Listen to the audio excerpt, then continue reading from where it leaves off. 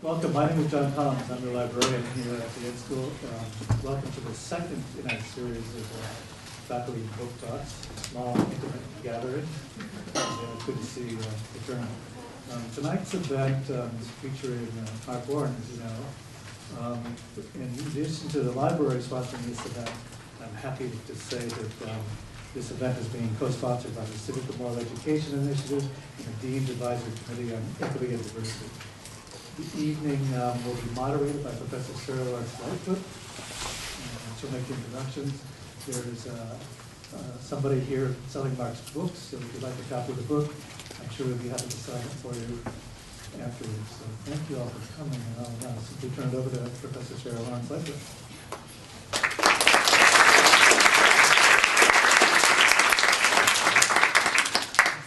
Those of us who know Mark Warren, and those of us who have followed the trajectory of his scholarship, his teaching, and his activism, have all been in full anticipation of Fire in the Heart, how white activists embraced racial justice. Even before we knew the title of his new book, we suspected the work would come from deep within him, that it would have a momentum and a power driven by his own life story, that it would blend his own private meditative journey with a public examination of his ideas, insights, and ideals. A tantalizing mix of a burning passion and a cool skepticism. In the opening of his book, Mark writes about the seeds of his progressive politics, witnessing the courageous life of his father, a Teamster Union activist, and his mother, a woman who in her daily life crossed racial boundaries with alacrity and grace. He writes about his acculturation and commitment to progressive causes, and he writes about his growing impulse to combine the witness and wisdom of his activism with the counterintuitive stance and impertinent questions required of a researcher. What began as reflections on his own moral stance in political advocacy, his own deep commitments to social justice and political advocacy and civil rights, broadened into a multi-year sociological inquiry of 50 white progressive activists across the country who have devoted their lives, their hands, their hearts, their heads to advancing the cause of racial justice. Warren wants to know what motivates them, what sustains them in their activism, how they perceive and experience the racist landscape, how they navigate the racial hierarchies and boundaries, and the ways in which they might feel implicated in the oppression they are fighting, how they resist the skepticism of those in the white and black communities who are suspicious of their motives and presumptions, how they avoid the entitlement and paternalism that are so often at the center of white-black collaborations. He wants to understand the origins of their commitment to the struggle for social justice, the responsibilities of advocacy, the sustaining power of trusting relationships when personal gain and individual profit are not the primary motives. Warren's research is a rare and important contribution to at least two literatures. First, the political, organizing, civil rights literature that has tended to focus on the struggle and identities, the philosophies and strategies of black leaders and activists, not white ones. And a second growing literature that has been preoccupied with white identity development and the positionality of white privilege, but has not considered how and why some white folks choose to become brothers and sisters in the struggle. As he gathers his participant stories in the field, Warren develops a disciplined methodology that is both rigorous and ethical. His interviews are probing, insightful, penetrating. He is cognizant of the historical and political context that shape activists' individual journeys. He recognizes the place of personality, character, and moral choice, and listens for the text and subtext of their rhetoric. He is attentive to the silences, the contradictions, the ironies that thread their way through their conversations. Weaving together a compelling text, Fire in the Heart offers a deft blend of rich narrative, systematic analysis, and developing theory. It invites us all to take on the hard and subtle questions of race, to move beyond introspection to action, to resist cynicism and open our hearts to hope, a fierce and fiery hope. I will stop. came to listen to the author, not me. But before I do, let me briefly welcome the two discussants who Mark carefully chose, both for their insight and eloquence and for their deep understandings of the intellectual, social, and political landscapes that are the context for Professor Warren's work. So Professor Jane Mansbridge, the Adams Professor of Political Leadership and Democratic Values at Harvard's Kennedy School, who sits at the end of the table here, is the author of Beyond Adversary Democracy, an empirical study of face-to-face democracy, and the award-winning Why We Lost the ERA, which examines the anti-deliberative dynamics in social movements based on organizing for the Equal Rights Amendment to the U.S. Constitution. Her current research and teaching focus on representation, democratic deliberation, everyday activism, and the public understanding of collective action problems. Professor Philip Thompson, who just arrived just in time, welcome. A political scientist, is an associate professor of urban studies at MIT, where he teaches courses in urban politics, race, and political change, and in racial identity and urban coalition building. A former deputy general manager of the New York City Housing Authority during David Denkin's administration, Professor Thompson's 2005 book, Double Trouble, Black Mayors, Black Communities, and the Call for Deep Democracy, offers an in-depth insider's look at how Black mayors of America's major cities work to achieve social change. After Mark Warren speaks, Jenny Mansbridge and Phil Thompson will offer their commentaries, and then we will open the floor for your questions and your comments. That's the agenda. Brilliant agenda. Okay, Mark Warren.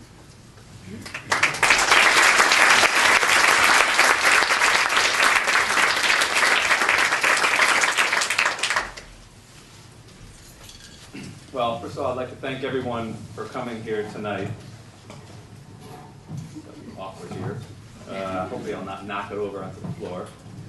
So thanks a lot for coming. There's lots of folks here from the ed school community, my family's here, and some friends and associates from around Boston. So I appreciate everybody coming out to hear this talk tonight. There are, in fact, a few more seats actually available if people want to brave from the back to come on down. Do so. I'm going to talk for about 40 minutes, so it might be a long stand if you take a few seats that are still on offer here.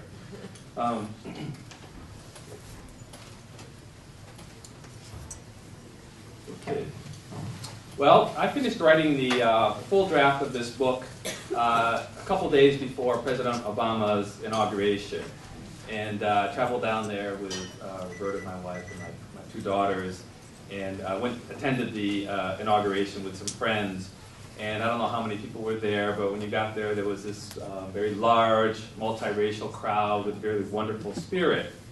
And Reverend Joseph Lowry gave the following benediction. And he said, "Lord, in the mercy of all the saints who from their labors rest, and in the joy of a new beginning, we ask you to help us work for that day when black will not be asked to get back, when brown can stick around, when yellow will be mellow, when the red man can get ahead man, and when white will embrace what is right." Now we can, leaving aside the somewhat old-fashioned language of some of that, I believe that the ending declaration of that inauguration was very much at the heart of what my project had been about. I wanted to try to understand how it could be that white Americans would support and even work for racial justice, not just because it was the right thing to do, but because they embraced the cause as their own. I think that Obama's election seems like a long time ago, actually, the spirit of that inauguration. So lots happened, but I think that that election shows what is possible. And I think about this book as a book about the possible, not the norm in American history or even present-day reality, but nevertheless an important phenomenon that we need to understand if we would like it to become a bigger phenomenon. President Obama is a case of individual success. I wanted to know how can more whites take action to change the systems that oppress people of color more broadly. I think we all know here that we face profound structures of racial inequality and injustice in this country. Certainly communities of color will organize to build the power necessary to create change, and Those of you who know me know I spend a lot of time studying those kinds of community organizing efforts, but I don't believe that's enough. I think that if we're going to make further progress in racial justice and combating racism in this country, we need much greater white support and even leadership in the struggle for racial justice. And overall, I came to believe that the problem of racism today is largely a problem of white passivity in the face of continued inequality and injustice. Maybe the problem was more overt and intentional racism 30 or 40 years ago, and we certainly have some of that today. But by and large, I believe that the problem was more one of white passivity. That if you yourself are not a victim of racial discrimination, how can you come to care enough to take action? And I sought the answer to that question by studying 50 white Americans who became committed activists for racial justice. And I started out by asking people how they first became aware of racism. And I'd like to tell one story, the story that actually opens the book.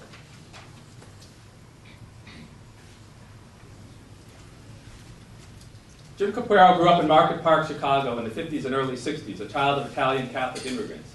His neighbors, like his parents, were white working-class ethnics who had moved out of Chicago's inner city to this neighborhood of modest homes. Jim's family and the nuns and teachers at his Catholic high school taught him that the future was bright, that America was the land of opportunity, the greatest country in the world. After all, Americans had recently elected their first Catholic president, Jim was Catholic, and folks in Market Park could aspire to moving even further up and out to the Shangri-La of Chicago's more affluent suburbs. When Jim was 16, however, he experienced an incident that would alter his sense of the world profoundly. It was the summer of 1966, and Jim's parents had just given him permission to use the family car for the first time on a date. This was going to be a big day for Jim, but not for the reason he had in mind. And he says, "This evening was going to be the biggest time in my life, you know, my first date with a girl in a car. It was a Chevy Bel Air, a 63 Chevy Bel Air. I was primping all day, just getting prepared for this date, and just way too full of nervous energy. So I went out in the afternoon to take the car and get it gassed up or something, because I got to prepare, right? And as I went out, a very strange sequence of experiences happened.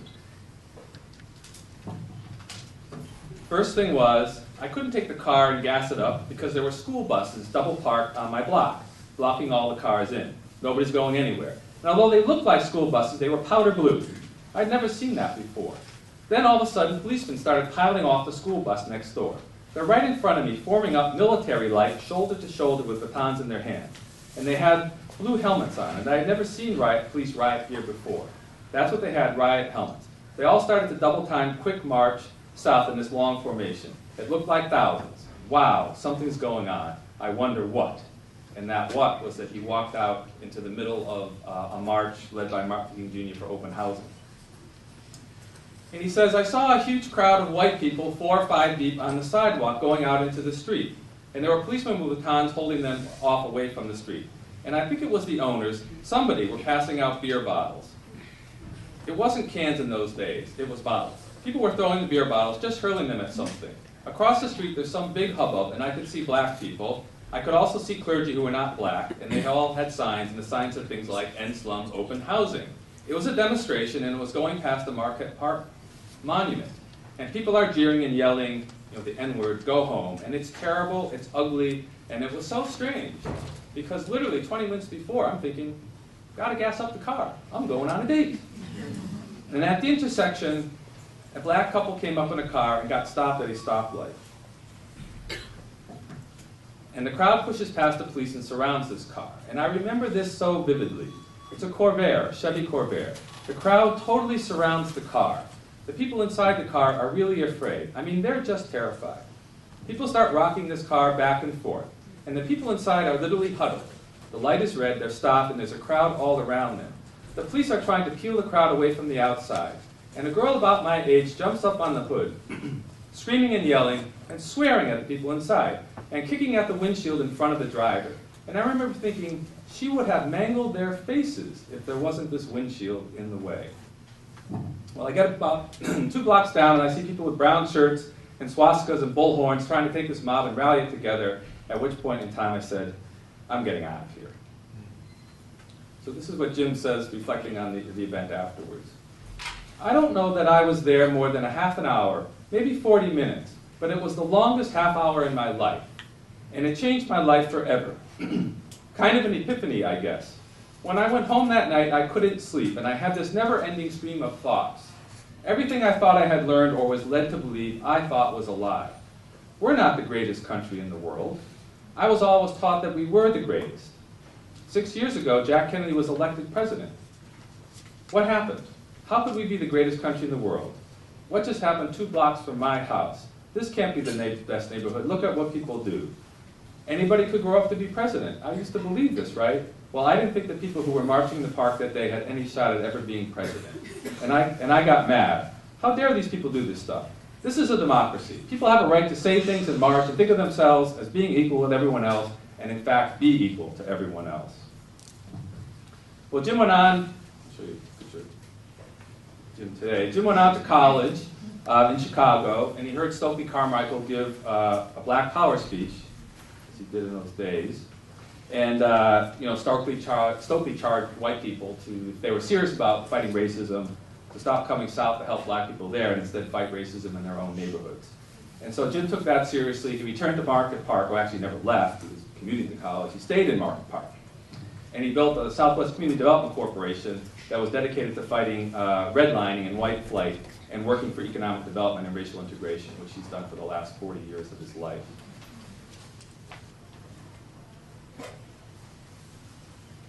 Well, I think Jim's story is a powerful one, and it's the kind of story I heard broadly across virtually everyone that I interviewed for this project. Jim and the many others like him had what I call a seminal experience through directly witnessing an experience of racism. And this seminal experience provoked an anger at injustice in him, but more so an anger at the violation of values that he held deeply, and that this led him to what I call a moral impulse to act. I think the race relations literature, if I could stop for a second and talk about that, has some limited tools to explain this. The race relations literature is mainly an interest-based understanding of white people's relationship to racism. White people benefit from racism, and so they defend their place in the racial hierarchy.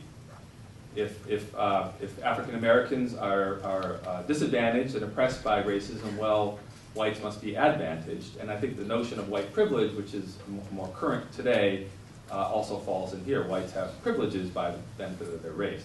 I certainly think there is some truth to this, important truth to this understanding, but at the same time, I believe it to be overly deterministic. It sees people's interests as static and given, even though we know people construct a sense of their individual and group interests. And I call this, in the book, the interest-altruist trap. In this view, this interest-based understanding of racism, white anti-racism can only come in 2 ways. First is coalitions, when white people see their larger interests outweighing their narrow short-term interests, and so they form coalitions with people of color, for example, in supporting healthcare reform.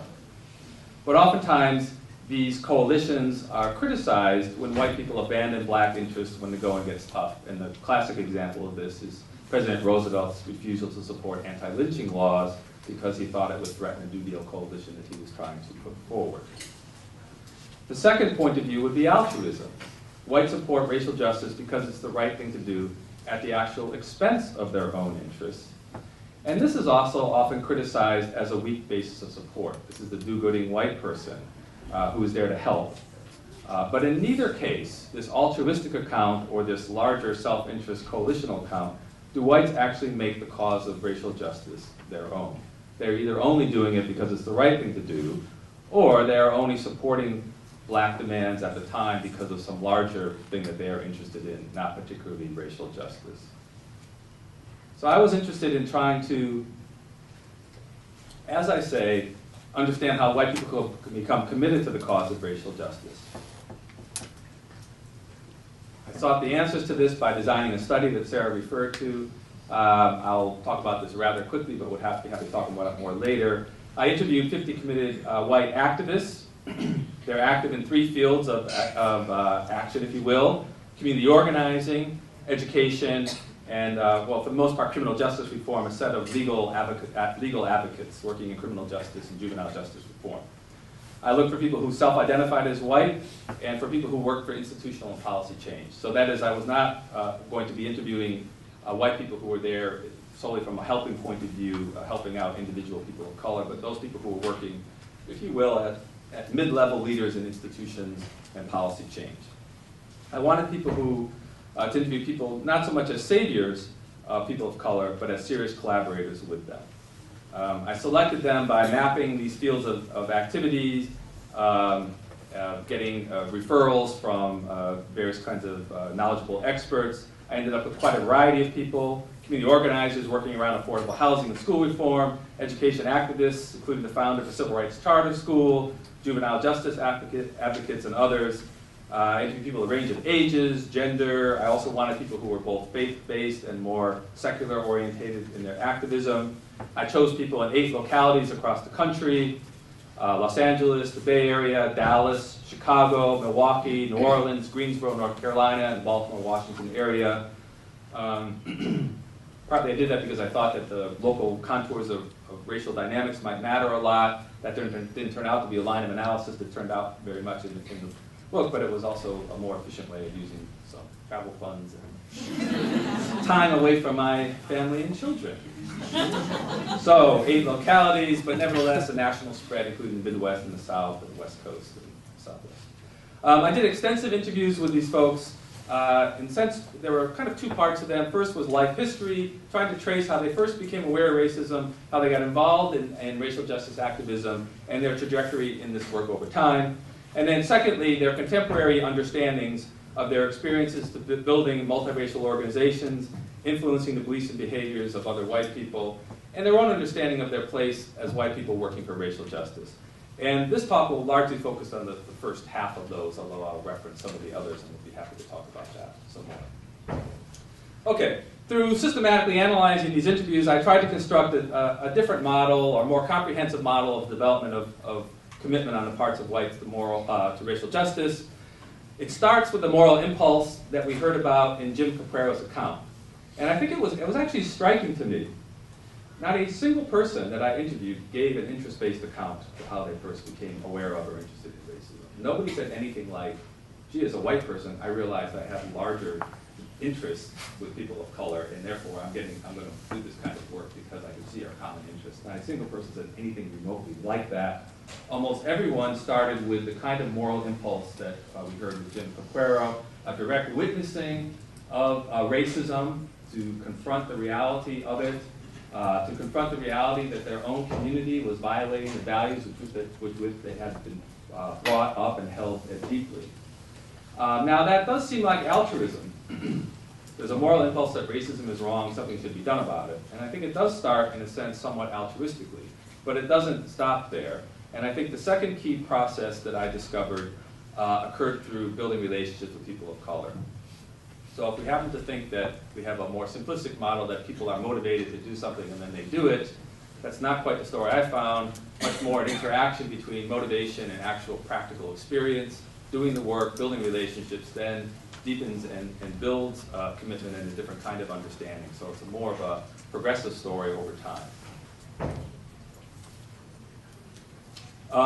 To explore a little bit this issue of relationships with people of color, let me start with the story, another story of someone I interviewed, Penda Hare. Penda is currently the co-executive director of the Advancement Project in Washington. It's a legal and advocacy group and communication group that works with local communities and community organizations to work on a wide variety of racial justice issues, and the organization is specifically committed to building a new movement for racial justice in this country. Well, Penda grew up in an all-white neighborhood in Knoxville, Tennessee during the 60s. In high school, she had a powerful seminal experience that generated the kind of moral impulse we saw in the last chapter. Penda and her family attended a Southern Baptist congregation. Penda took the values of her faith tradition seriously, and she joined a youth choir that sought to recruit new kids to their Sunday school. It turned out, though, that the congregation had an official whites-only policy. And here's what she says. A group of high schoolers in the church, led by a youth leader that the church had hired, formed a choir. We sang at other churches traveling on a bus that we raised the money to buy. We decided we would use the bus to go out on Sunday mornings to bring children or adults to our church. We were going to be little evangelists. Well, we got a great response. We had all of these kids on our bus coming to Sunday school, and the majority were black. I don't know how long it went on before somebody invoked the whites-only policy that had been on the books for years. There was a vote, and this time it was much debated, because our entire youth group was in favor of ending this policy and couldn't believe that they were going to cut off our bus. You know, we were doing what the church had taught us to do. So the church voted again, and they voted to exclude African Americans again. And that had a huge impact on me. I would say that was probably defining. I'm starting to cry now thinking about it. We had to turn off the tape recorder for a while at this point. She was crying. So I'm starting to cry now thinking about it because we had to go tell those kids that we couldn't come and take them to church anymore. And I definitely remember thinking that this is unfair. Certainly not letting these kids into the church is unfair and wrong, and that it was clear to me that black people were treated worse than white people, and that was wrong.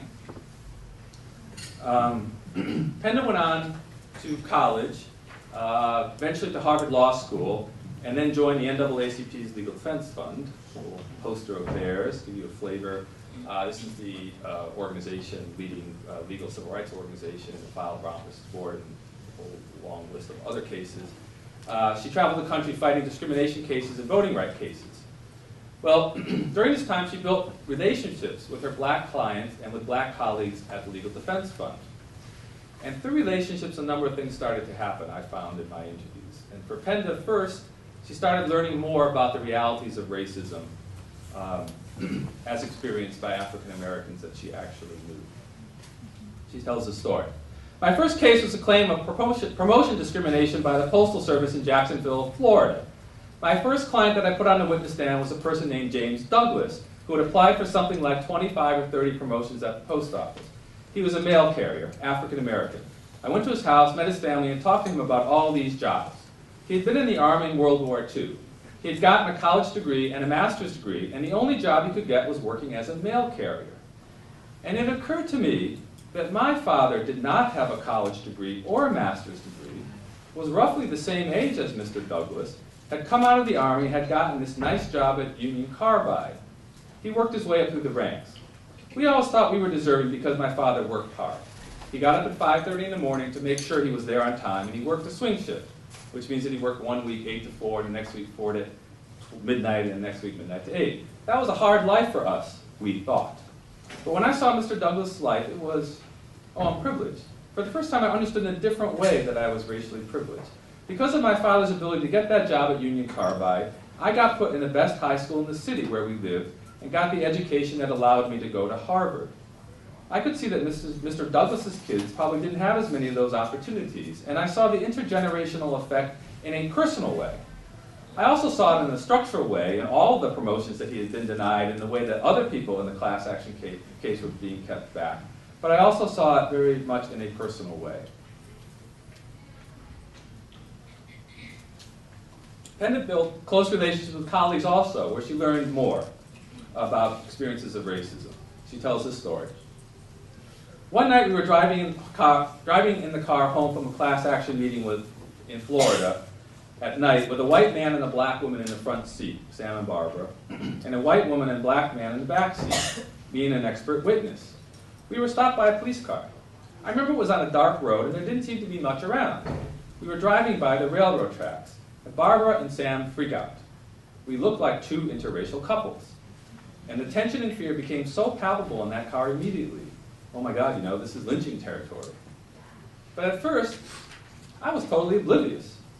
To me, policemen were benign. They give you speeding tickets every once in a while, but otherwise they protected you.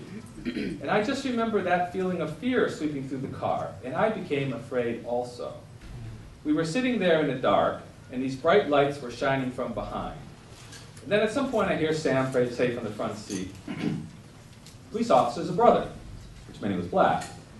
Police officer was black. And then, of course, all the tension goes away. He gave us some routine warning.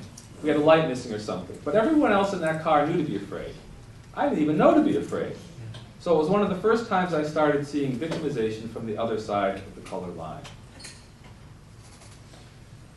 I found that through relationships, the people that I interviewed developed a much deeper understanding of the actual experiences of African Americans with racial injustice, something that they didn't get through reading books or learning about it in class.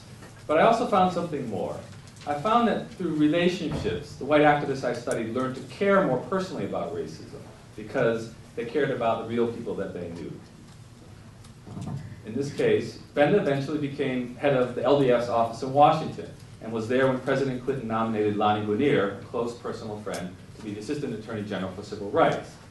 I don't know if people remember what happened, but the right wing immediately attacked her as a quota queen, and Clinton abandoned her in a humiliating dismissal. This is our own Lani Guinier now at our law school. Penda says this: Lani was attacked because of her views on voting rights.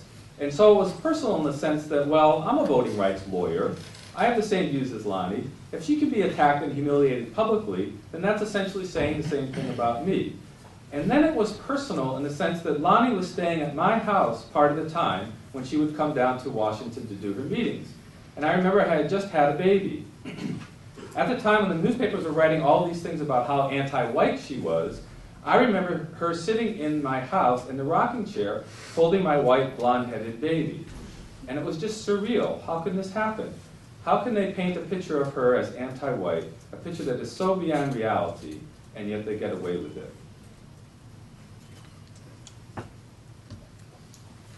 Well, I found that if whites start out with a moral impulse, leading them to do for people of color, if you will, the relationships, white activists start to work with people of color and care more deeply about the issue of racism. However, they are still not working for racial justice for themselves. And the third piece of the puzzle is what I call the development of a moral vision. And I found that there was two parts to this. First of all, racial justice activism provides a meaningful and purposeful life for people, a moral purpose in their life. Many people refer to this as a calling.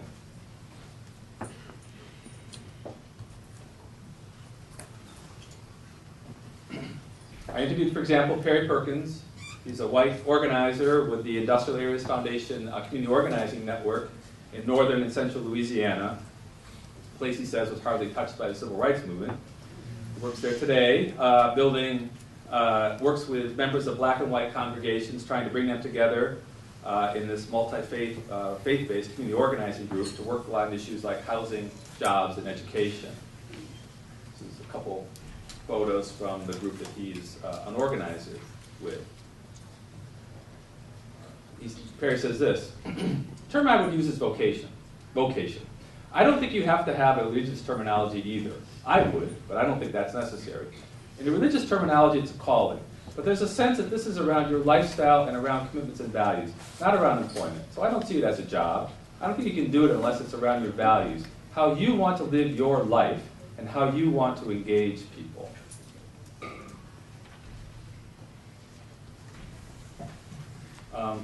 Perry grew up in a small town in Mississippi in the segregated 50s and 60s. Give you a flavor of the church his father pastored. His father was Southern Baptist minister in an all-white church. He told Perry that segregation was wrong, a violation of the Christian belief that all human beings were created in the image and likeness of God. But his father would not speak out against segregation in public. Perry tells his story, Darkness and Light. I was told by my parents that the notion of being created in the likeness and image of God meant that not only was segregation wrong, but that segregation was going away. It would not continue to exist much longer. But they told me that in a dark room. We lived in an older house at that particular time. This is when I was 4 or 5. It was a very dark house. So I remember being told that story under the cover of darkness. But I went to Sunday school in a room that had windows on all sides. That was a room where there was light. Well, my father didn't tell that same story in the room with light. So I was never comfortable with that, and that was always the rub with my father. Here he says that through his reflection upon a broad range of Judeo-Christian theology in this community organizing network, Perry came to believe that his parents had left out half the meaning of the story of creation. And he says this: the first half of the story was about being created in the image and likeness of God. But the second half of the story means that we're God's agents. God created us, and we have the capacity to create, the capacity to make history. God brought us into being, and that's the notion of Genesis. And for Perry, Genesis requires action for justice in the world. And he says this: we're never fully human until we feel like we can make a difference in the place we are in history. We have some capacity to shape the world around us, maybe not in big ways, but in ways that are meaningful. this kind of idea that to find meaning in life requires taking action for racial justice and more broadly perhaps for social justice in the world was something that was broadly shared. I've given a kind of religious conception of that in the words of Perry, but I found this amongst people who were not necessarily religious in their orientation. I interviewed Josh Kern, for example, who had left a career in business consulting to start a charter school in the Anacostia neighborhood of Washington. He said things like this: I find it very fulfilling, very meaningful, gives my life purpose, and it's something that I've come to feel passionate about as I've gotten immersed in it. I actually think this work has been incredibly beneficial for me because it feeds me in some way. I believe in it in my core. I'm trying to articulate why I do it, and it's not easy to say, but I know this. I wake up every morning and I'm excited about the day's work. In 3 years of consulting, I never woke up and was excited about anything I was doing.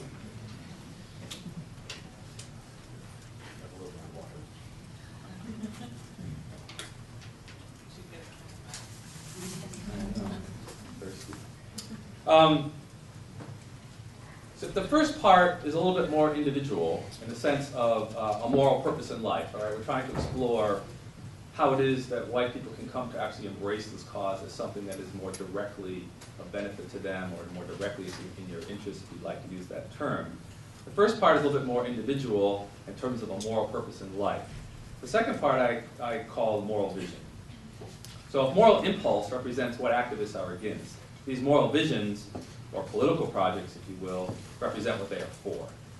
And I asked people a lot about this, and I analyzed their visions, and I found 6 components to the kind of society that activists are trying to create.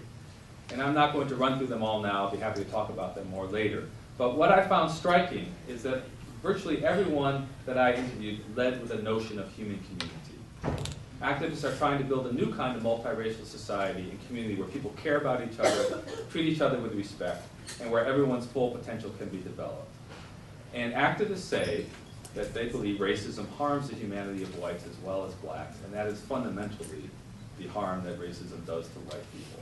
Again, not especially an interest-based account. Madeline Talbot, Chicago community organizer, used to be an organizer for Acorn, unfortunately suffered at the hands of a right-wing attack. She's now the director of a group called Action Now in Chicago. She put it this way: I think being white and privileged in a racist society, you feel like you're one of the family members of Noah on the Ark. You hear all the people beating on the doors trying to get in, and you've got to find a way to open the door. This work allows you to crack the door open, which otherwise you'd have to kill yourself. I mean, that's the way it feels to me. You feel like that kind of privilege is killing you. It's one of the things that makes white society less connected and less welcoming and less warm, because it's constantly protecting itself from the people in the flood on the outside, and it's a terrible way to live. And she says this: and even though I probably did start in order to help, I'm here for me now. I'm getting huge benefits out of this myself. It helps enormously because I'm never resentful about whatever, sacrifice, you ask. There's no sacrifice. I'm doing what I want, and I get to experience change and wins and transformations and be a part of personal relationships that you couldn't get in America any other way. And it's a great opportunity, and I feel that very deeply. I took a look at these moral visions. If racism harms the humanity of white people, what is the sense of the new kind of community that people want to form? And I think that it's probably best summed up in the notion of a beloved community that was expressed by Martin Luther King Jr. Again, I didn't see even particularly great differences in actual content between faith-based and more secular activists, but let me give you the expression of it by Z. Holler in Greensboro, North Carolina. Z is a retired Presbyterian minister. He was involved in the civil rights movement, then returned to Greensboro, which I'm not sure if many people know what happened in Greensboro in 1979, but it was a case where there was an anti-Klan demonstration. Klan was still very active in that area. There was an anti-Klan demonstration and sort of a pro-union organizing demonstration. And members of the Klan and the Nazi Party calmly drove up to the demonstration, parked their cars, went to the trunks of their cars, pulled out guns and rifles, and shot and killed 4 anti-Klan demonstrators. And even though this was caught on television cameras, the 4 men were acquitted, although they were later convicted of some civil rights charges. Anyway, Z Holler became active in a multiracial group called the Beloved Community Center, and he helped form the United States' first Truth and Reconciliation Commission. I'm not sure if people even know that we actually had a Truth and Reconciliation Commission in this country. This is at the Beloved Community Center. This is the final report of that commission, and its mission was to hear testimony about the history of racism, and particularly these killings in Greensboro, North Carolina. In any case, we can talk more about that, but Z had this to say about his idea, the kind of community he's trying to build. Where everyone is honored and respected for who they are, where the brokenness and the sins are recognized, we help one another see our weaknesses, others help us see what we don't see. The economy, the goals you pursue. I think that the economy is now for the few and corrupts the many for the sake of the few. It excludes growing numbers. And it's saying this, I think there's a couple of interesting things. He, like many other people, lead with a notion of human relationships across the color line. And they embed within this a sense of more just economy, changing the structures and systems of government and things like that. So I don't consider these people primarily visionaries. They are primarily practitioners. But I found that what sustains them and what they are working for is not just a day-to-day practice, but rather that they are working together in relationship to build a new kind of community. And it's that vision that is not presented beforehand, but is really worked out in multiracial activist groups today.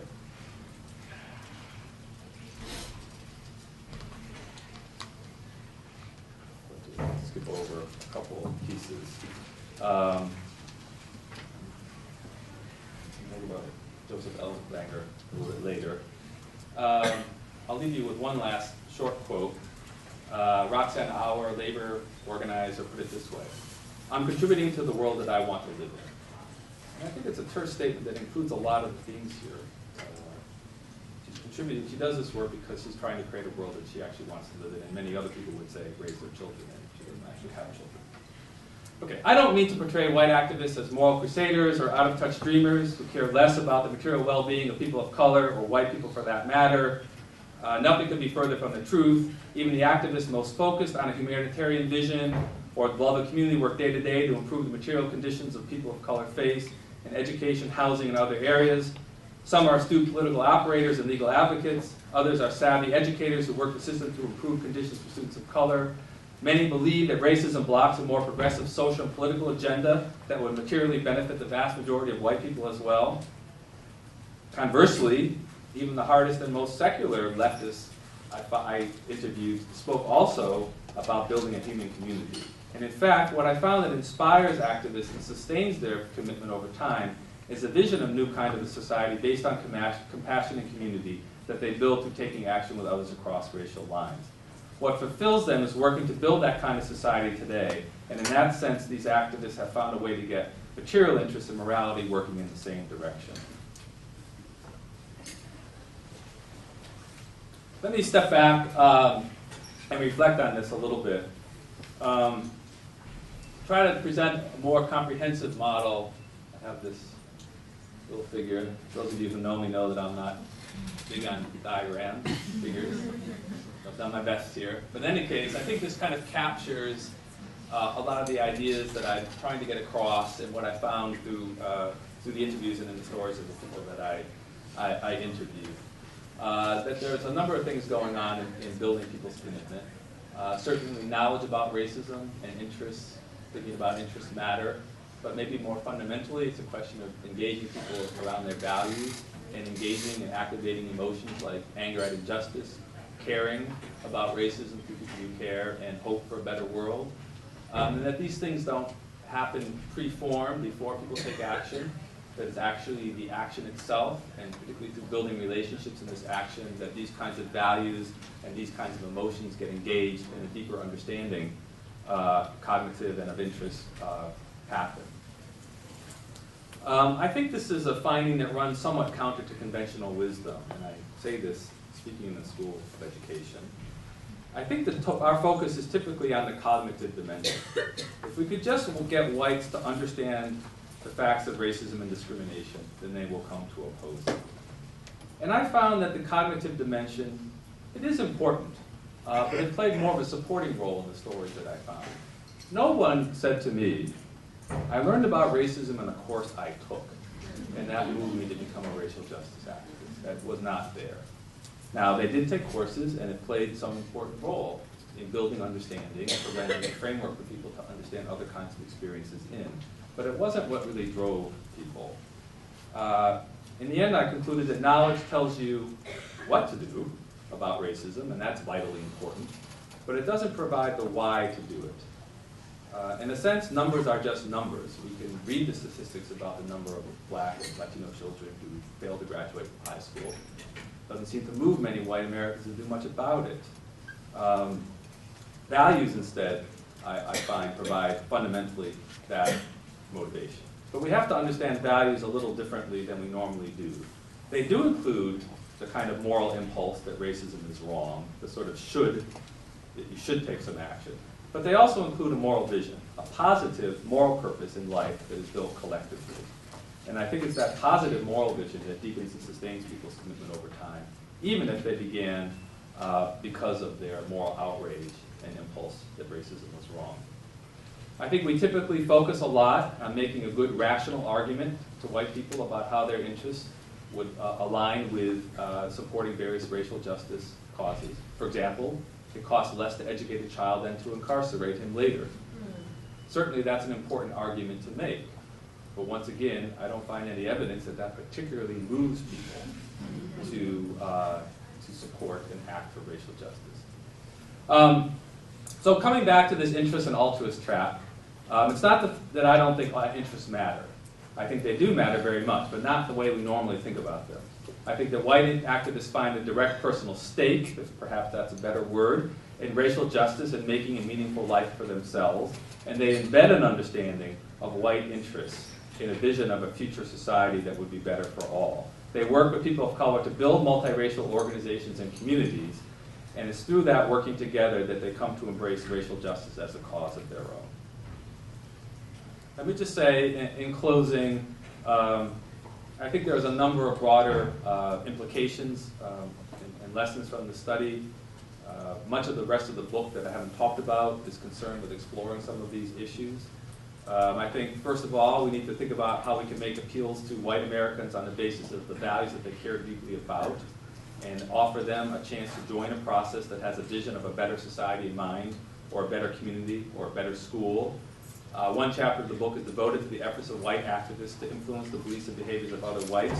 It's not an easy process, but one that I think is, despite the tensions and dilemmas that white activists take as a personal cause of their own. Secondly, I think we need to find ways to create more multiracial venues where whites and people of color work together to create a vision and implement it in practice. I don't think it's enough just to put people together. I think certainly multiracial organizations and places are necessary. That doesn't mean that's the sufficient situation. Putting people together can lead to greater hostility. We certainly have many cases of desegregated schools that replicate the inequality and racialized power dynamics of larger societies.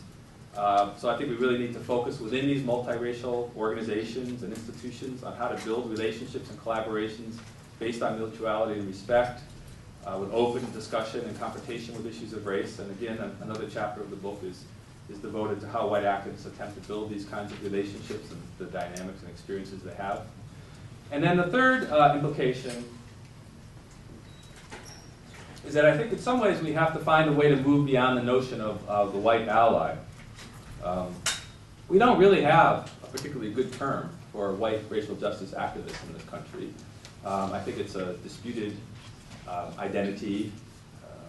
John Brown, people know, led an assault on Harper's Ferry in the effort to end slavery. Is probably our most famous white anti-racist, and I don't know if people are familiar with the scholarly consensus on John Brown for the next 100 years. He was crazy, a man without his mind. He was a white person who's firmly committed to racial justice. Something must be wrong with them. So in any case, I think there's a lot. So one of the chapters of the book is a lot trying to deal with the place of white activists in the sense between different communities, different from mainstream white America, also not growing up in part of communities of color, But I don't think we have a very good term, and I think the notion of a white ally, which is probably the most popular term, is a little bit limited. I don't see how we can argue that we want white Americans to embrace the cause of racial justice as their own and then sidelead them to the role of ally. So I think that we have to, consider these issues, look for new identities for white activists, hold that up as an identity and a practice that people can uphold. Let me end by saying, I've tried to emphasize the possible today. I think that the struggle is going to be a long and hard one. Probably our main problem, or certainly one of our main problems, is the isolated and fragmented efforts at racial justice. Certainly that was reported to me by the people that I interviewed. We need a national movement, again, for racial justice. I think Obama's election shows us the possibility of moving white Americans towards an agenda that includes racial justice as an important part. We know that the local community organizing efforts built the foundation for the emergence of the civil rights movement in the 50s and 60s. I consider this to be a book about people who are working today to build the foundations for just such a movement to reemerge in our era. So thank you.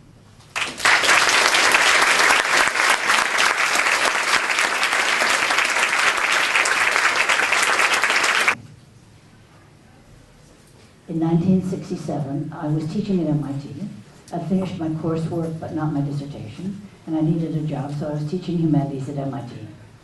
And a group of us teaching humanities had developed a curriculum that engaged many of the issues of the day, and we had assigned, among other things, the autobiographies of Frederick Douglass and Malcolm X.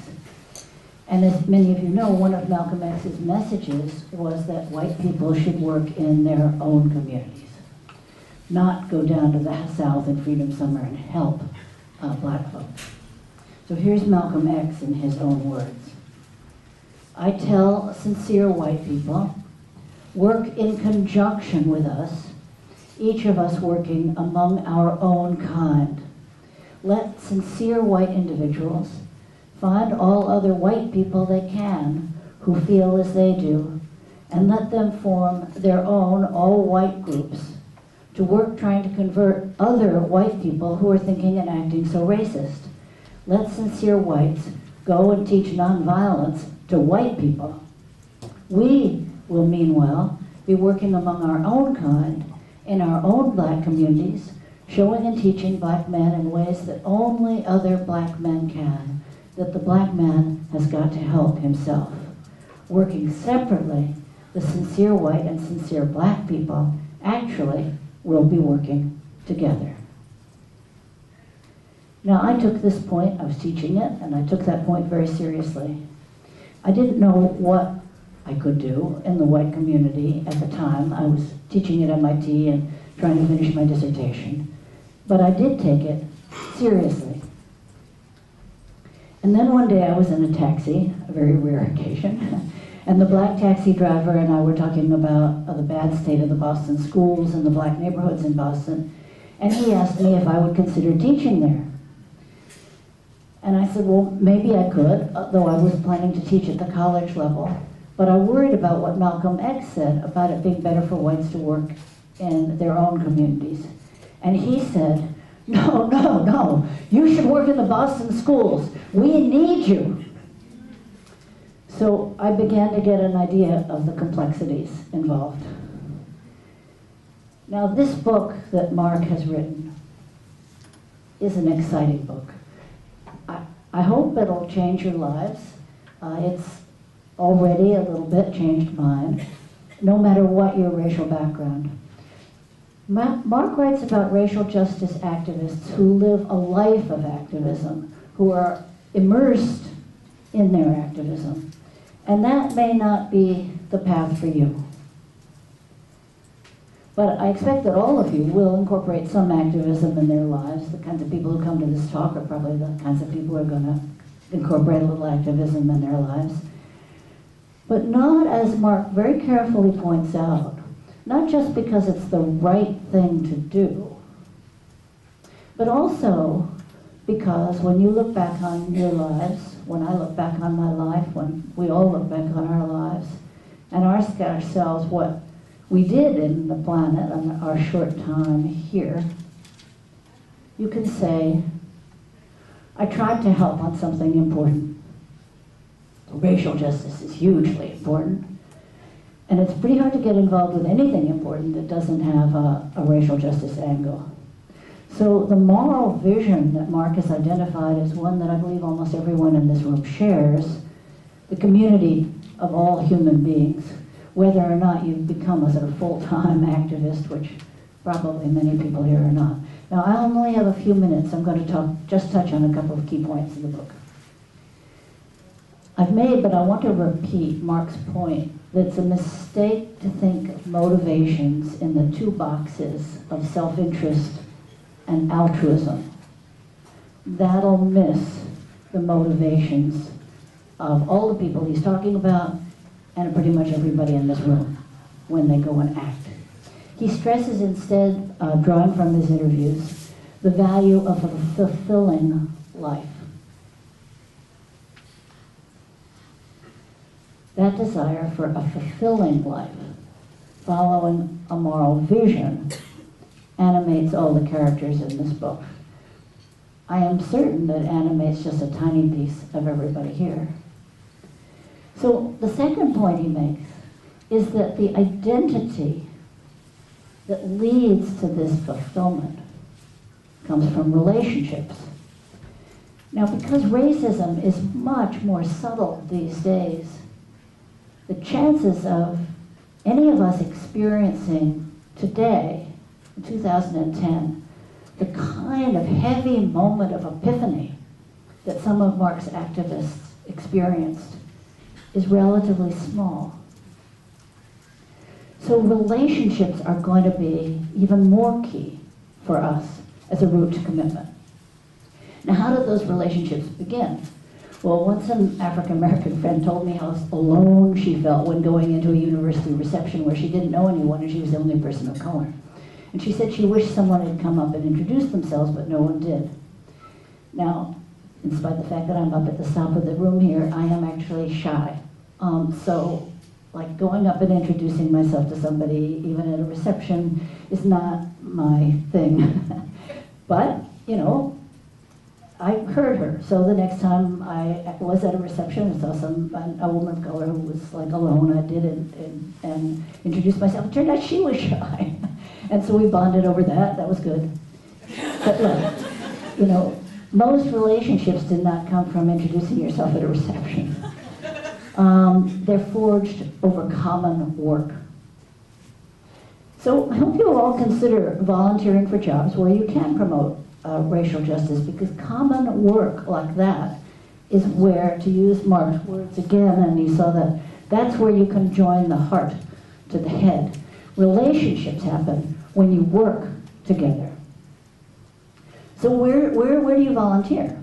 If you're white, for example, what's your appropriate relationship to, let's say, an all-black group on campus? As Mark shows us in this book, the role of what I'll call the identity outsider in any group can be fraught with tension. So how can men, for example, enlist in helping advance feminist issues? Sometimes women need women-only spaces to try to figure out what they think and they want without distraction. So joining a group formed around an identity when you don't have that identity in your background, that's not a promising strategy. So that problem of what I call the identity outsider, these whites who are working to advance racial justice, is what's led to the concept of the white ally. But fortunately, as Mark points out, on issues of race, many multiracial institutions have arisen over the years since Malcolm X wrote, and since I talked with the taxi driver. And multiracial institutions ease and even to some degree erase the problems of the identity outsider. So take the diversity committee at the Kennedy School. You might want to get involved with your own diversity committee here at the Ed School. I'm on the diversity committee at the Kennedy School, and it includes people of many genders and colors and ethnicities and orientations. So that kind of broad mandate in a multiracial, multi-issue organization makes no one an identity outsider. Also, it turns out, I think Malcolm X was right, now that I'm kind of higher up in the university hierarchy than I was when I was teaching as an ABD at MIT, it turns out that actually as a white person, I can, in the predominantly white environment of Harvard, act as a white person to try to do some good.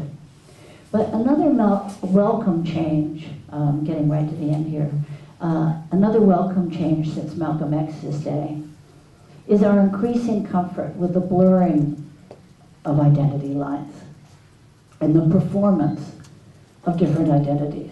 So queer theory, for example, celebrates such performances. So biracial, bisexual, dual national, those concepts are all in the air we now breathe. Who, after all, who in this room is all anything? We are all migrants from our past to some new and unknown future. We're all part of who we were and part of what we will be. And the adventure of identity blurring, identity changing, identity exploration is something we all can share. And we all can share, too, the experience of not being able to escape an externally imposed identity. It's not just all fun and performance. There's a lot you can't escape. But even people who've had no experience of being a disadvantaged minority have the experience of not being able to escape.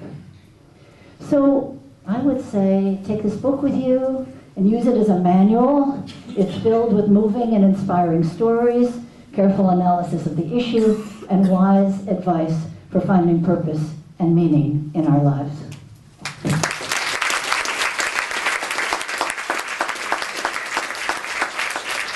Thank you very much, Professor Mansbridge. Remember those words: fulfillment, purpose, meaning. And now, Bill Thompson, come ahead.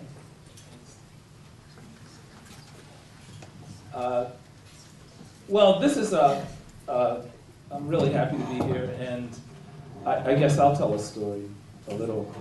I'm chair of the Committee on Race and Diversity at MIT, and I usually study communities of color, particularly black communities and black activists, and there's a lot of confusion at MIT on these issues, and a lot of interesting contradictory things happening. Oh, so, but not here. So, for example, there's there's an Asian American professor who's really supportive of African American issues and Latino issues, and she asked to join the Minority Faculty Council, and the black faculty said, no, we don't want any Asians in the Minority Faculty Council, which to me is just kind of bizarre.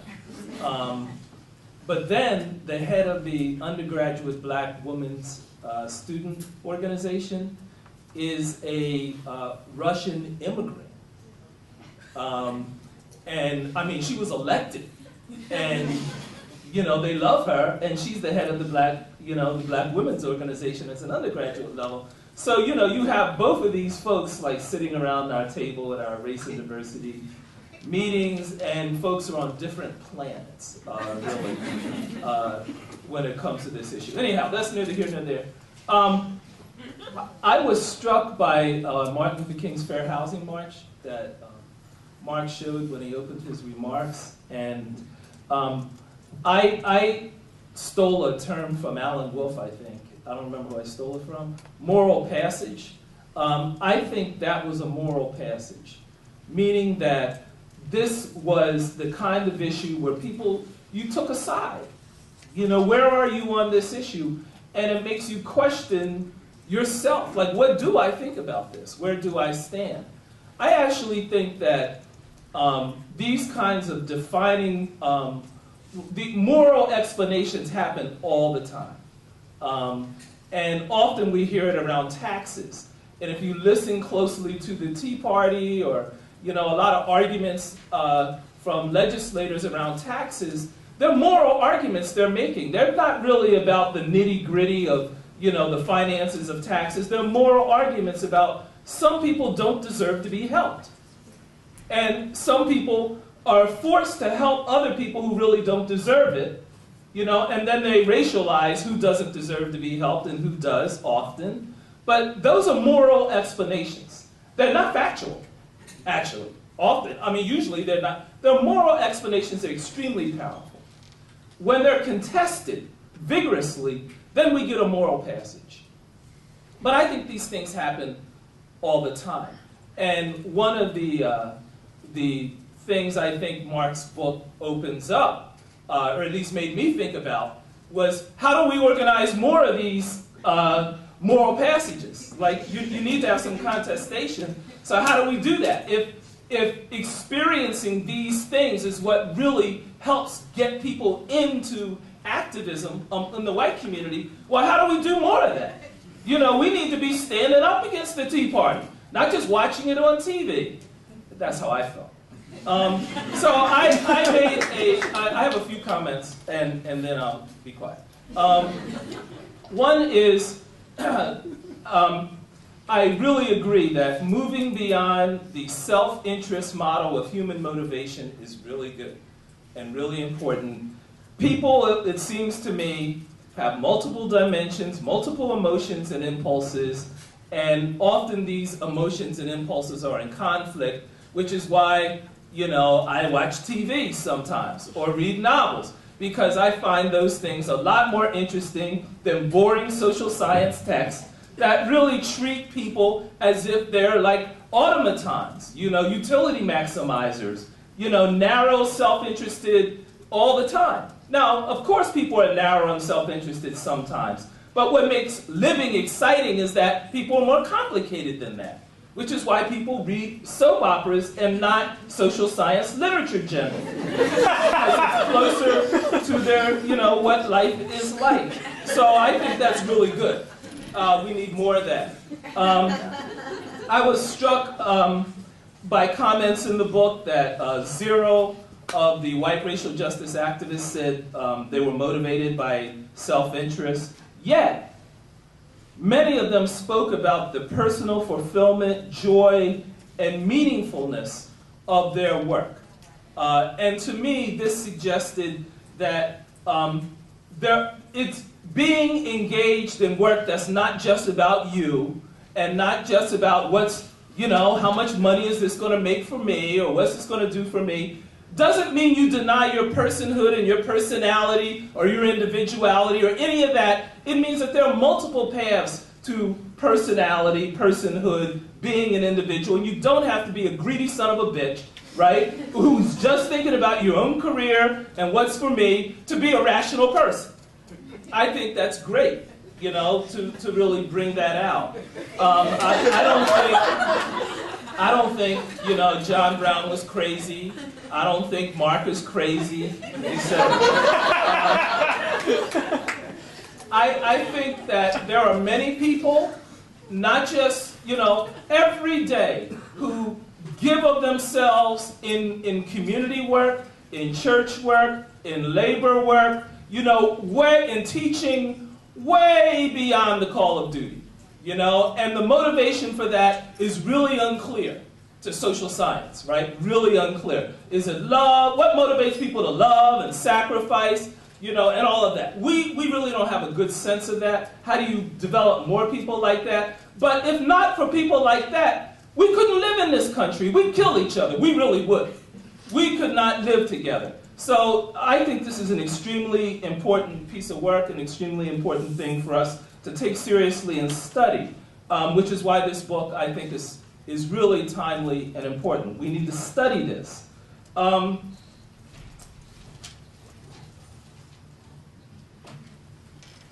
Another thing I wanted to just suggest in a scholarly vein is that I'm glad Mark took the time to try and carefully understand the trajectory, the historical paths that these individuals took, rather than racing to do a comparative study, which is what happens in social science. Well, where's your comparative design, right?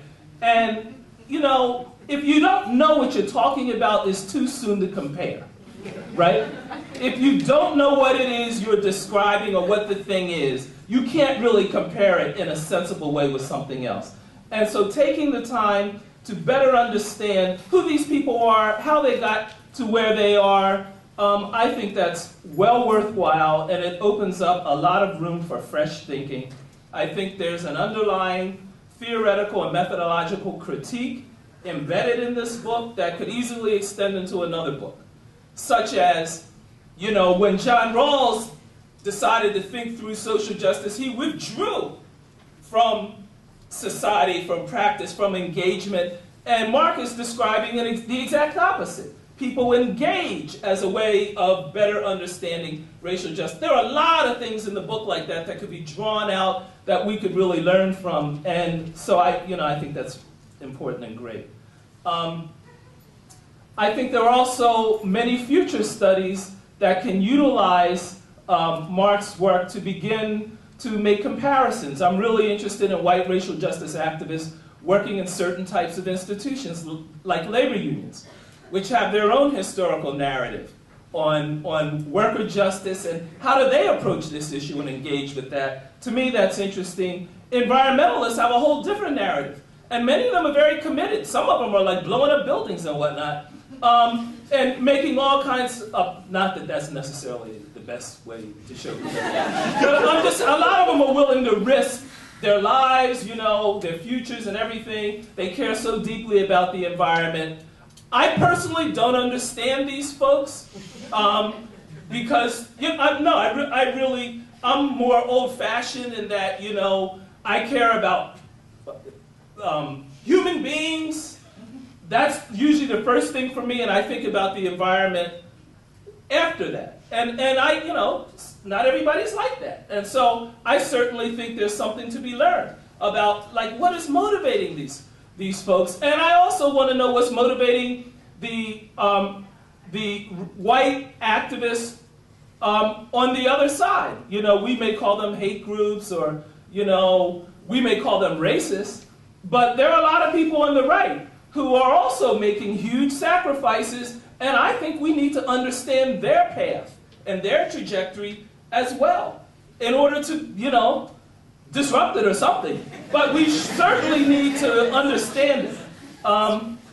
So I think the terms and categories Mark has developed are a really good starting point in creating a whole vocabulary that we can use for future comparisons. In his book, he, you know, makes up terms: the moral purpose in life, moral visions, moral contradictions, moral impulses, humanity as moral vision, personal bonds with racial others as a key for development, the responsibility to act, the connection between action, emotion, and moral development, and many other things. We need to scrutinize these things, but it's so important to develop a vocabulary, concepts that we can begin to explore and use for comparative research. I think that's a real contribution. Last thing I want to say is about black activists, this book was not about black activists, but in my book I made a few points, and I just want to illustrate how I think it's a little different. I found black activists often build separate black organizations, like Janie was talking about women, because they feel vulnerable and manipulated often in multiracial organizations by more powerful white groups. So by being more organized and more powerful themselves, I found that often encourages them, makes them more willing to want to join in a multiracial coalition versus less so. And so the path for black activists to join multiracial efforts may not be a straight line. Second, I found that black activists tend to view coalitions with whites instrumentally, meaning from a very utility maximization point of view. And Stokely Carmichael and Charles Hamilton really encouraged that in their book Black Power, and there was a whole lot of that. And one of the questions I ask is, when do they move beyond that? To really develop trust and hope and, you know, love and all those things in working with whites. And I found that the black activists who are able to do that, or I noticed, and, you know, the black activists who are able to do that often have learned at home how to deal with others. And by at home, I mean within the black community. So what I noticed was that it's in the struggle within black organizations over gender issues. You know, why does the preacher have to be a man? Why does the preacher decide, why do women always do the work and then there's some black man taking the credit? A lot of issues is through dealing with those kinds of issues, dealing with gay and lesbian issues. I worked with 100 black churches in Harlem, didn't discuss HIV. We don't have an HIV problem. But then went through a moral passage ourselves. That organization did in Harlem with the churches, and now HIV services is the #1 activity that they engage in their coalition. It was a deep thing that they went through, but through that, the ministers learned that their own prejudice can hurt the cause, that they really do believe in. They really do believe in helping the community, but they learned that really not talking about gay and lesbian issues and taking on homophobia in the black community was actually hurting, their community, what they really believed in, not really bringing women in, treating them fairly and equally was actually hurting, what they really believed in, what they were trying to do. And they learned that unconscious bias and those kinds of things, you may be hurting yourself not really realizing it. Then, these preachers, I think, these are the ones who better got what white people are going through. Because, you move from just beating up on white people to being beat up on, realize you know what it's like to be beat up on, and how you might not be doing even what's in your, what you're really motivated to, what you believe in, and they can begin to have some empathy for white folks who are in a similar position. And so those are some of the things I noticed in my work with black activists. I say this only to say, I think there are multiple paths activists take, and we need to understand these multiple paths in order to be able to really bring people together. It's not through some homogenizing slogan or something that we're going to be able to really build unity. It's through really understanding each other. And so this was a great start. Thank you. So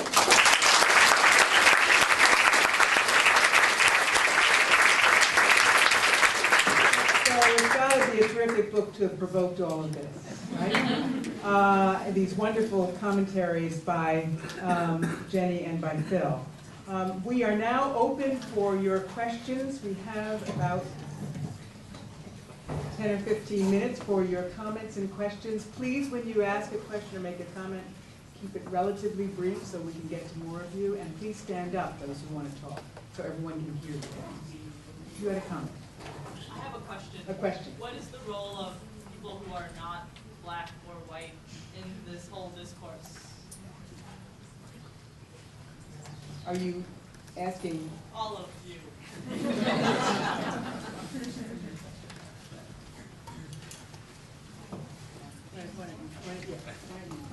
That's a short question. I think that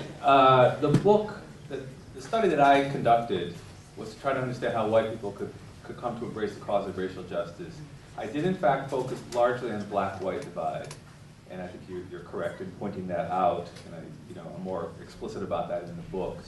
Partly because I felt I couldn't address everything in one study, and I thought it would be a mistake to do that, and partly because I felt that the black-white divide was, for historical reasons, the deepest, not to rank oppressions, but looking at the history of the country.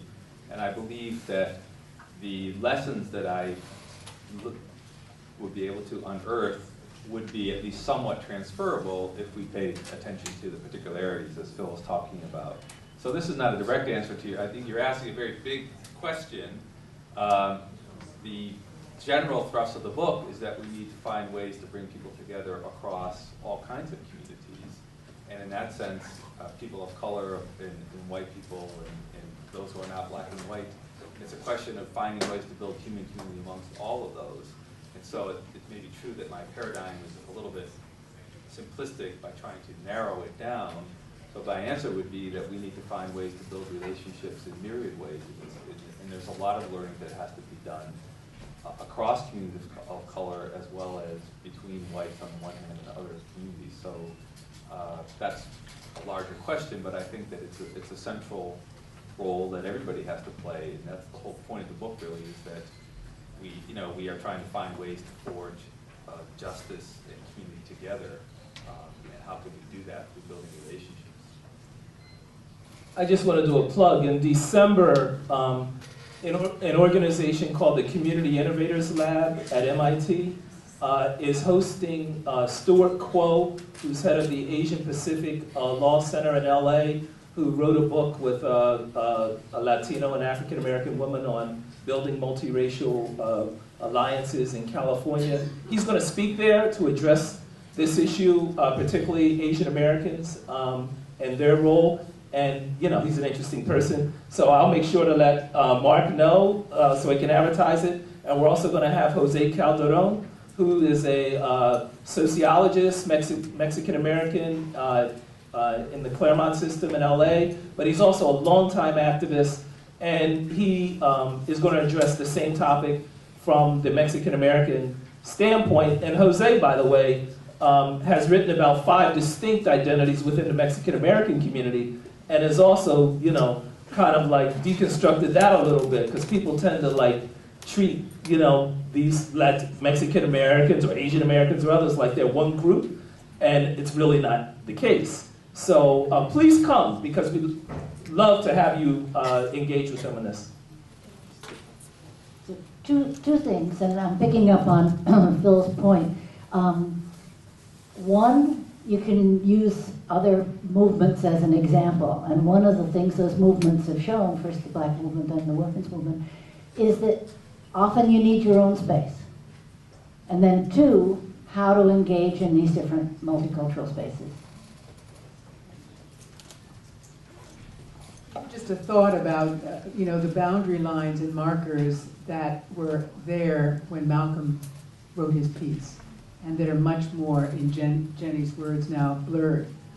So that the kind of, when, I remember my son and daughter coming home with friends, and I would sometimes say, is so-and-so gay? And they'd look at me like, why are you asking that question? That's the craziest question in the world. This was not part of their vocabulary, and it was offensive to them. I was really just trying to get a description. I was trying to sort of take hold of who these folks were in our house, and but they read it very, very differently. And I think that there is a very different reality in terms of the markers and boundaries among us, and ways of then creating relationship take different forms and different shapes as well.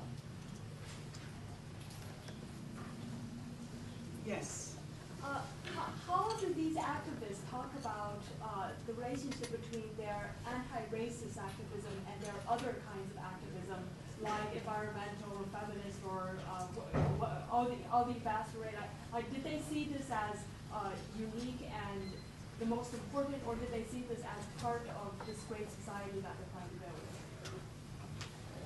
Yeah, I think that's a good question. So when I said that I tried to look at the moral visions that people express, and obviously those moral visions were not limited to the question of race. So I think that most of the people that I interviewed had a broader sense of the kind of human community they want to create that isn't only about issues of race. In selecting them, I did ask people, do you consider yourself a racial justice activist? That doesn't mean they don't consider themselves anything else. And in fact, I had an interesting interview with one community organizer who I had to shut the tape off to, because she wanted to argue with me about whether I should even be doing this study. And yes, she's a racial justice activist, but she has a broader vision. And so, but in any case, I would say that virtually everybody that I interviewed, I think everybody that I interviewed, felt that the issue of racism was at the heart of every kind of issue that this country was facing, and that it would be very difficult to tackle any issue without addressing racial justice in a central way. And so these folks, again, were in community organizing and in education and criminal justice. Many of them had done other things in their lives. They had worked or partly worked in environmental issues and other things, but I think all of them were trying to bring to that issue an awareness of how these issues were both differentially impacting people of color, but also how the divisions in our society that are marked often by race were really preventing people from finding a way to come together to address them. So I would say that was probably the way that people articulated it. Let me just add one other thing on this question. I talk a lot about the importance of multiracial relationships in organizations. That's not to the exclusion of the need for any other kinds of organizations. So there may well be the need for people of color to form their role in organizations or otherwise. And in fact, there's lengthy discussions of the people that I interviewed about their awareness that, that we're trying to do this, quote unquote, under the weight of history, that there's a whole history of racialized dynamics and inequality in this society, that there's a contemporary reality of it, and all these things infect any effort to build truly multiracial organizations. People bring mistrust to the effort, and so there has to be a variety of ways of trying to deal with this. So I don't want to give the impression that the story here is just a happy story. If we could just all get together in multiracial groups, we will solve all our problems. That is a struggle to do that. But nevertheless, if we are thinking about at least the issue of how white Americans can build an understanding and commitment to racial justice, their experience in multiracial organizations is absolutely central to that possibility. I just wanted to give an example that one is that I know a lot of white activists in the labor movement, and one of the things that some of us have been saying to them for a long time is, like, if you read labor history or if you talk to the AFL-CIO, they act as though the labor movement started in the 1880s, with the Knights of Labor, which are white men, who organized the union, and they kind of ignore a couple hundred years of slavery, which was unpaid labor, even though they're all about labor. And so they don't have Harriet Tubman on their wall or anything. That doesn't count. And so, once we sort of had some white activists raising those issues in their labor meetings, these activists got isolated and went through some trauma. And that experience of trauma actually really creates, if you were to ask a lot of black activists, I think they'd say, seeing those white folks go through that trauma really makes us love them, And because that's what it's kind of like being black. It's like being traumatized like that, and it builds bonds.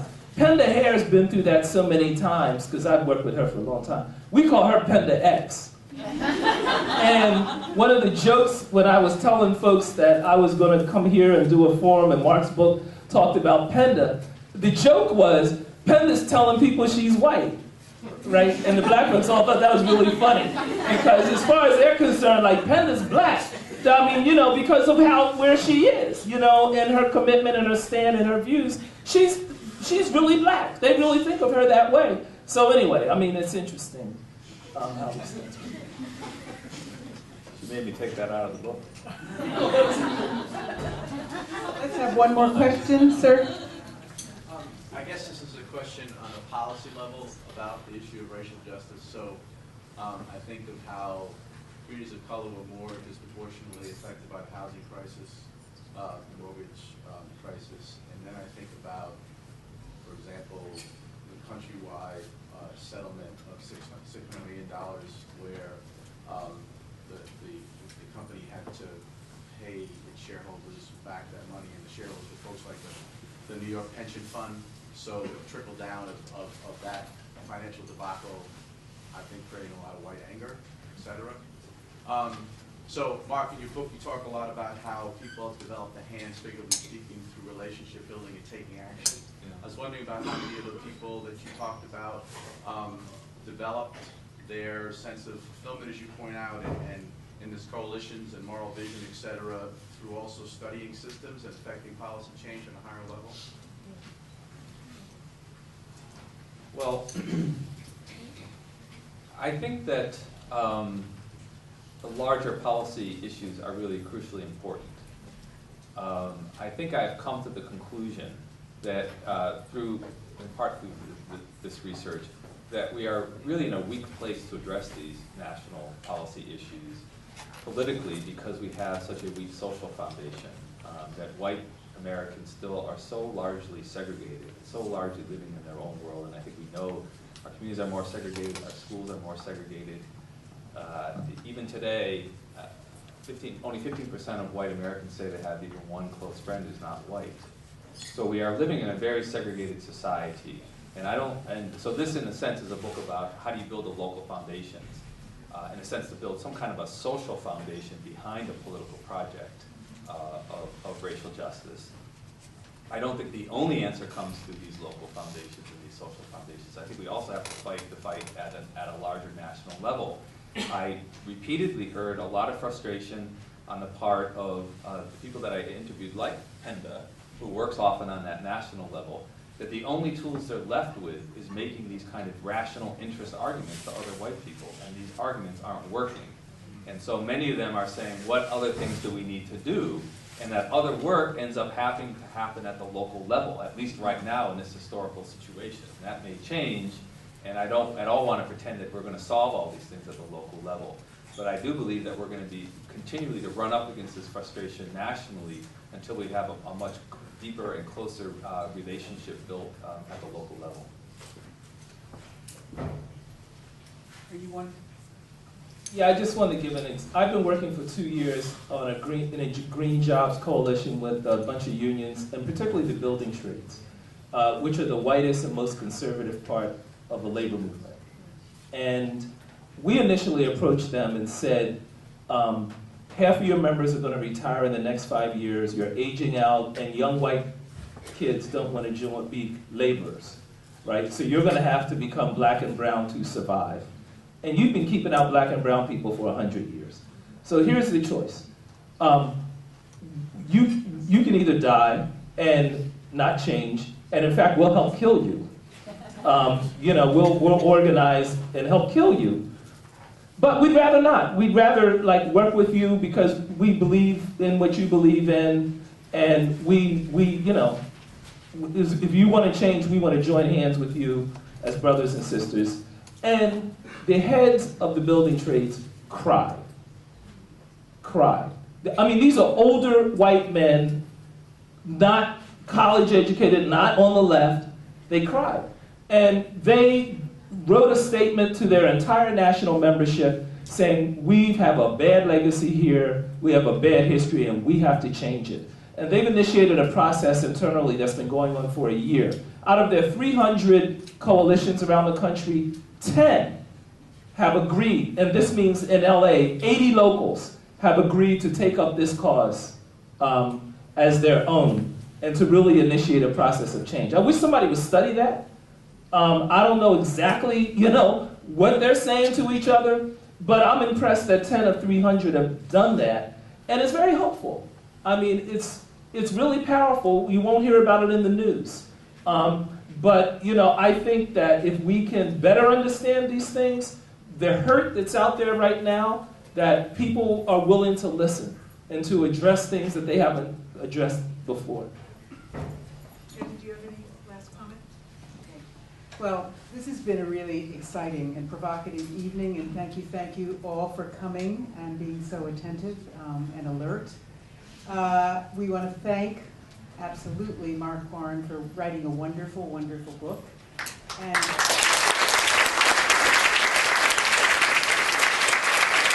for all this extraordinary conversation, and our commentators for their insights and their observations and their provocations. We thank them too. So go forth with your hearts, your hands, and your heads, and build the community that you all want to live in. See you. Thanks, everybody. If you'd like a copy of my book, we have some right over there for you, and I'm sure he's going to be willing to sign them for you. And some refreshments have come out, so enjoy.